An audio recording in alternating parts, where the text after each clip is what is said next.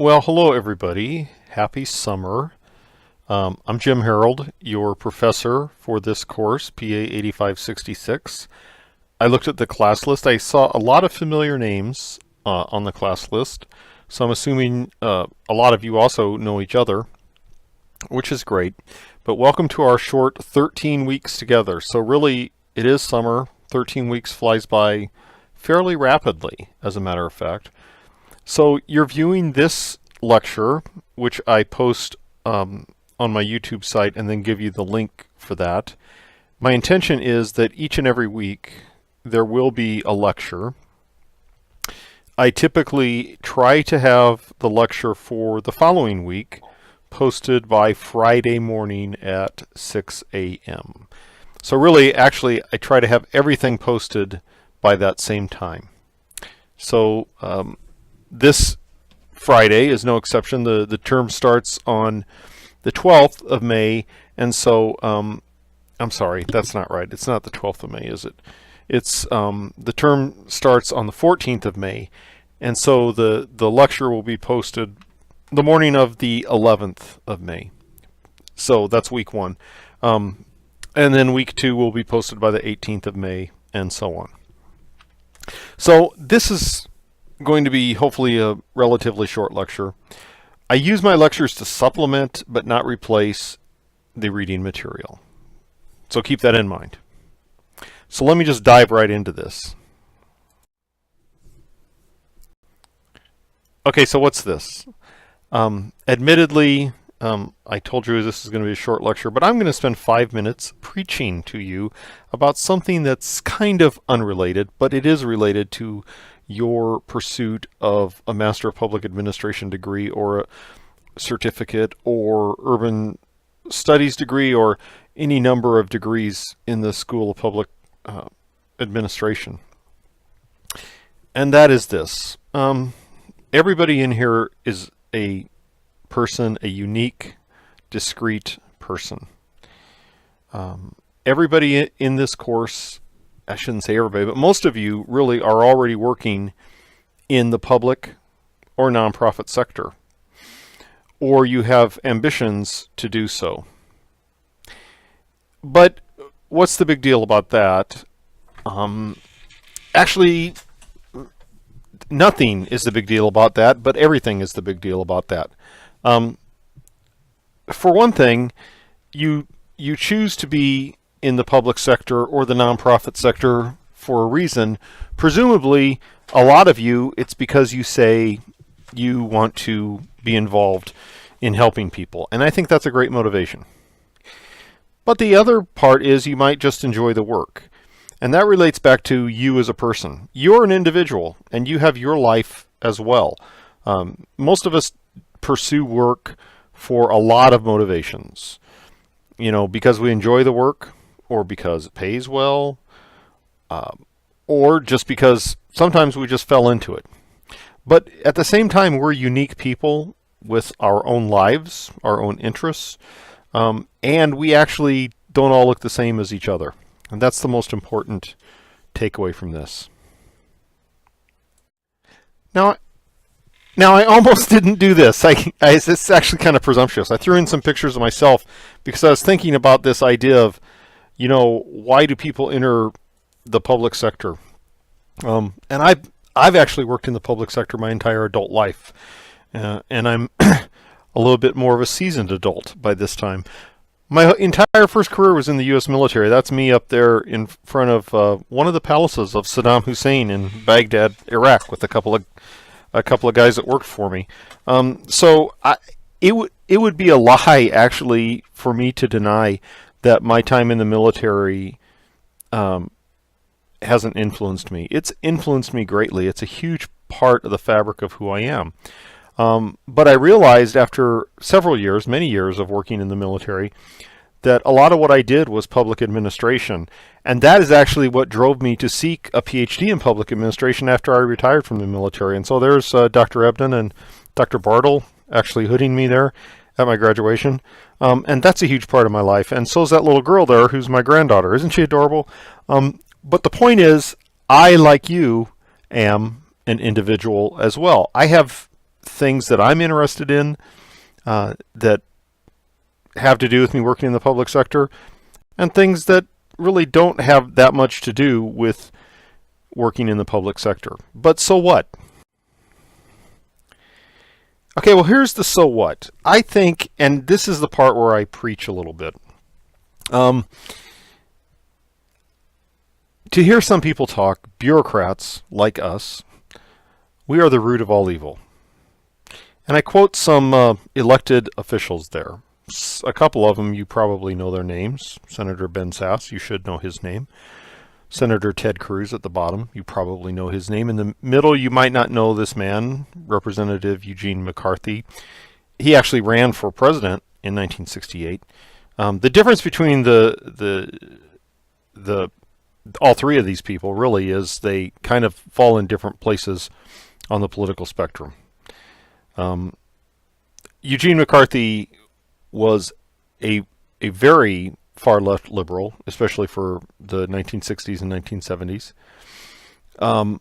Of course, Senator Cruz purports to be quite a very strong conservative. Senator Sasse also purports to be a strong conservative, but also has spoken out against some elements of his own party. But be that as it may, here's something that all three of them share. And that is at various times and in various years, they have all bashed the bureaucracy or bureaucrats. So look at what Senator Sasse says about some bill that was on the floor of the Senate. He said, this bill is too expensive. Spending on defense is good, that's what he meant to say. But no, we do not need more across-the-board spending on every single government program every single bureaucrat ever imagined. Okay, keep that in mind. Eugene McCarthy, Representative Eugene McCarthy, said in 1979, the only thing that saves us from the bureaucracy is inefficiency. An efficient bureaucracy is the greatest threat to liberty. That's an interesting take. And then Senator Cruz says, it's time to return to a federal government that abides by our constitutional framework and strips power from unelected bureaucrats.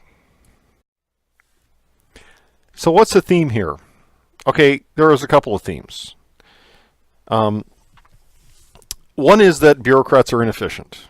Well, yeah, actually, inefficiency is probably part and parcel of a lot of organizations, and I think government organizations probably can stake a claim to being more inefficient than others.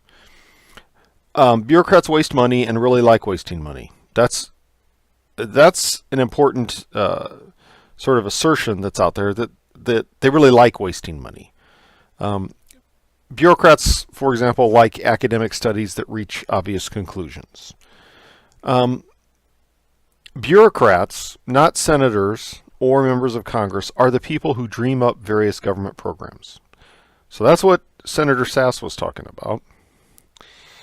And bureaucrats have a lot of power and are unaccountable in its use, right? So that's actually what Congressman McCarthy was talking about when he said, wow, I really hope you guys don't become efficient, because if you became efficient, you'd actually be so powerful that you wouldn't be accountable to anyone. And then finally, a couple of points that Senator Cruz made, but have been made by a lot of people on the left and on the right, that bureaucrats are unelected, and bureaucrats are not in the Constitution. So those slides I showed you with all those cute people, including myself, and all the stick figures, what the takeaway here is that even though we're all nice people, there's obviously something in our DNA that makes us ineffective bureaucrats, and we want to be that way because we have some motivations that are untoward, I suppose. This is what I want to preach against just for about 5 minutes here. Okay, so if there's one book I would recommend that everybody read as an MPA student, and maybe some of you have read this. It's a book by John Rohr. is written way back in 1986, so it's more than 30 years old now. So the late John Rohr was a professor at Virginia Tech for many decades. And what he wrote about a lot was the Constitution. So in 1986, he wrote this book called To Run a Constitution. That phrase might sound familiar to you. It comes from Woodrow Wilson's famous essay when he said it's getting harder to run a constitution than to frame a constitution. But the book is To Run a Constitution, the Legitimacy of the Administrative State. So this is a long quote here. And you can read it, but I'd like to highlight a couple things in here that Rohr is saying. The role of public administration is to fulfill the objective of the oath of office. That is, to uphold the Constitution of the United States. That means that administrators use their discretionary power in order to maintain the constitutional balance of power in support of individual rights.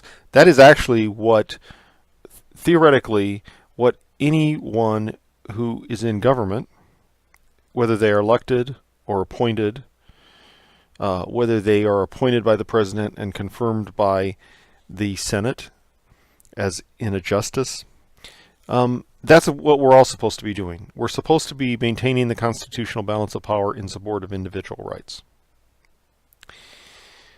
So we think of the three branches of government, and you can read this here. I'm leaving this quote up for a while. You can think of the three branches of government, and we typically do, and that is, that's the middle school version of government that we all learned about in 7th grade, right? Three branches of government: the executive, the judicial, and the legislative. There's nothing wrong with that. It happens to be the truth. What happens to be a problem, in my view, in my opinion only, is that, well, John Rohr's opinion too, but the problem is when people say that bureaucrats don't have legitimacy because they're not elected.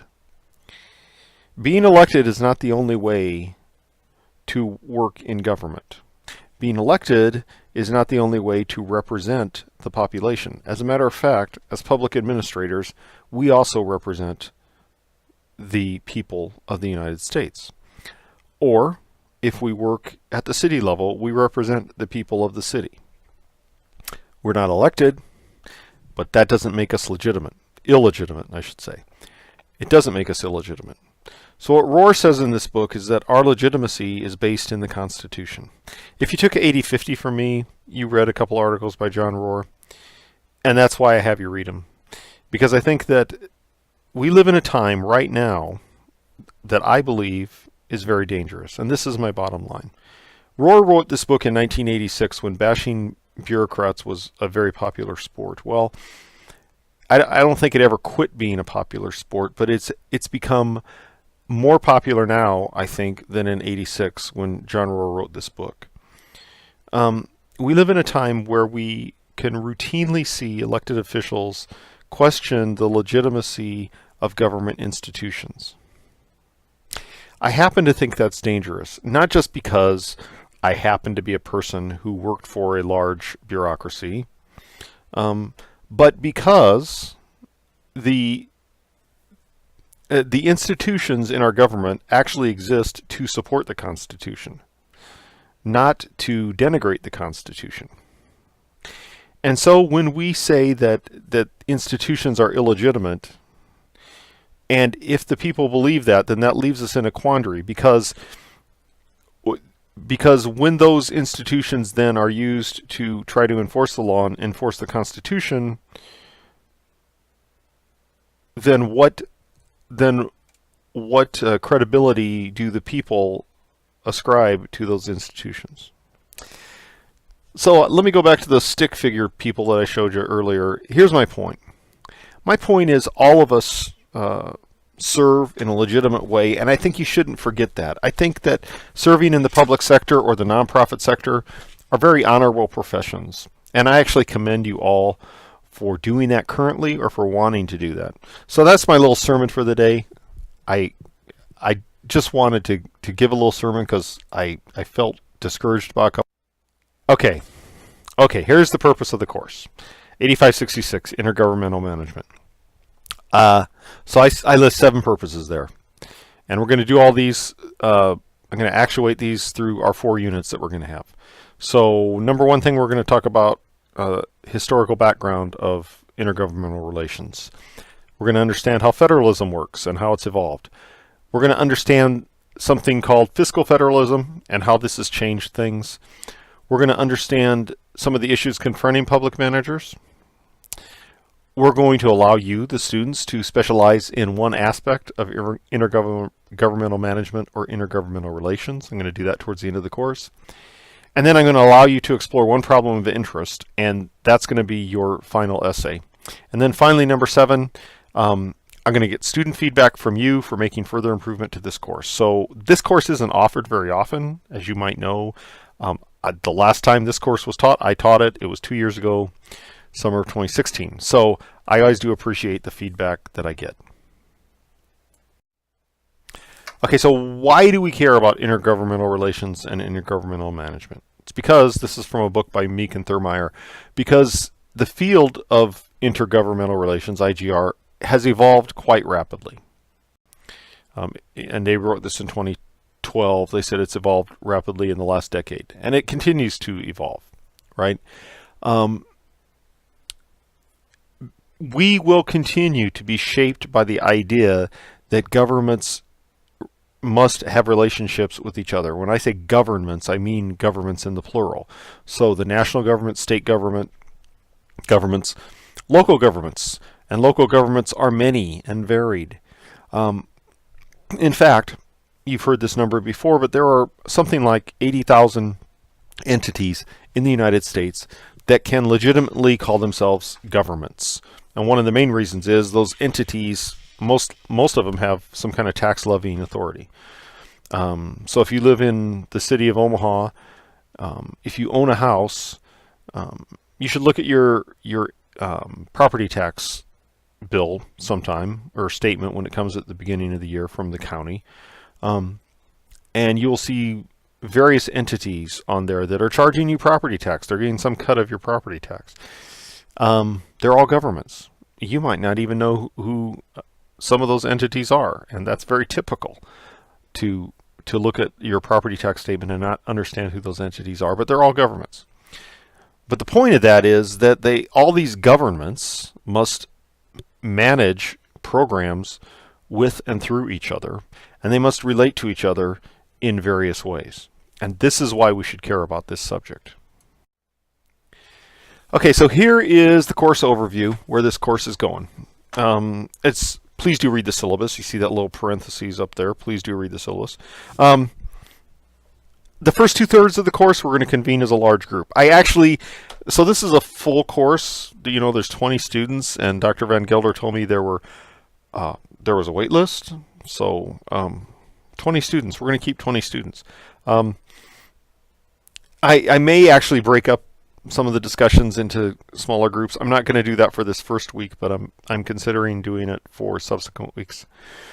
But at any rate, the first 2/3 of the course we're going to convene basically as a committee of the whole, to talk about some subjects that you're all interested in. The last third of the course is going to be devoted to specialties, and those are emergency management, healthcare, and cities and other local governments. And of course, since this is intergovernmental management, those specialties, what I'm going to have you read, have to do with intergovernmental management of those functions. Not surprising. There's going to be 4 units.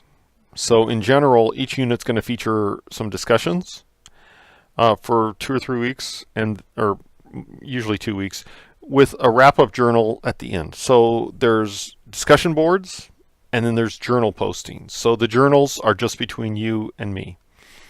And usually that's just to wrap up the unit. There is a final project, but it is an essay. It is called Future Challenges of, and then in parentheses, some intergovernmental relations or intergovernmental management area. It's called Future Challenges of for a reason. That's what I want you to write about. Future Challenges of. It is not a research project per se, but it's a documented essay where I want you to have references. But it's only 5 to 8 pages long, so it's going to be focused on future challenges of the area you pick. Now, this might not be like other papers you've written, so if you have questions, please do let me know. But actually, I'm making this the final project for the summer term because it's summer, and I don't want you having to engage in a full research project and turn in a 30-page paper. So hopefully this will be a little more pleasant for you. The grading for the course, 90 points for the discussion board, 75 points for the journals, and 75 points for that final essay. So there's 240 points. Pretty basic. And there's something that's graded typically each week, except for the last couple of weeks. So let me kind of switch gears for just a second and talk about why this idea of federalism has changed government in the United States. And this should be fairly obvious. When you click on that link there, and actually if you're watching this on the video, you might not be able to click on the link. I also include the PowerPoint version of this without narration on Canvas. So you should be able to click on that link or just copy and paste it. What that's going to take you to is a Pew article from 2014. And the headline there, you can see the headline is Federal Funds Provide Nearly $1 in $3 of State Revenue. Okay, that's important. It's important because it wasn't always this way. Okay, so this line graph here, look at about 1940. 1940 was the year that the United States was starting to gear up for World War II. But states really didn't get much money from the national government, from the federal government. It was around that time, post-World War II, that states started getting more money from the federal government. But most of this was non-health programs. In fact, it's fair to say that in a lot of significant ways, the national government wasn't involved in states at all prior to about World War II. It was very unusual for the national government to be involved in budgetary ways with the states. But this started to change post-World War II with non-health programs, but the bottom line is health programs. So Medicare, Medicaid changed drastically as part of President Johnson, LBJ's Great Society programs. And so when Medicare and Medicaid were innovated, the amount of money from the national government to state governments continued to grow, and it's been growing ever since. So the point is that if all you do is follow the money, if that's all you do, without talking about management of programs, how programs are implemented, how they're organized, what's the policy design of certain programs, if all you do is follow the money, it is evident that the national government is very involved in state governments. Now the question for us, as we talk about intergovernmental management, is then how does that manifest itself in the implementation of programs, which we're all interested in as public administrators, the implementation of programs. Not just how do we spend all this money, that's part of it, and that's actually really interesting, but how does all that money get spent in terms of implementation and management? And is it straightforward, or is it somewhat confusing? This slide, this slide is actually out of order, but I'm just going to leave it there. I talked about how the course was organized. That this slide should have been before the fiscal federalism slides, but here's how it's organized. So these are the 4 units, and you can kind of read that, and you read on the syllabus too. But really what I want to talk about is weeks 12 and week 13. So week 12, there's not going to be any reading. I'm going to have you write what I call learning summary in the discussion board. And week 13, I'm basically giving you time off to complete your whole paper. So that is actually the week of whatever it is, August 10th, when the course ends. And I'm giving you that time to, wrap up your paper and turn it in and have that graded. Okay, so this is basically the end of my lecture. We're in week 1. If you haven't already introduced yourself, please do so. Please do understand the layout of the Canvas site, and hopefully it makes sense to you. If it doesn't, let me know. Please do understand the syllabus and the requirements for the course. The Collin and Posner text, read the intro chapters, and then read this Kryslov article.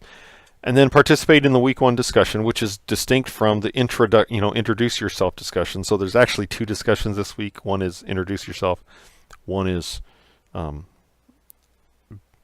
graded discussion based on the Kryslov article.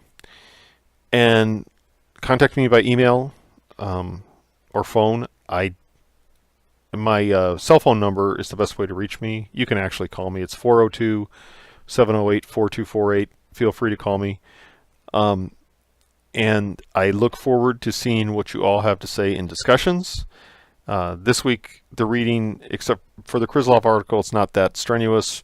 Next week, we're going to talk about the Constitution more. We're kind of setting the table for that this week. So thanks. Let me know your questions.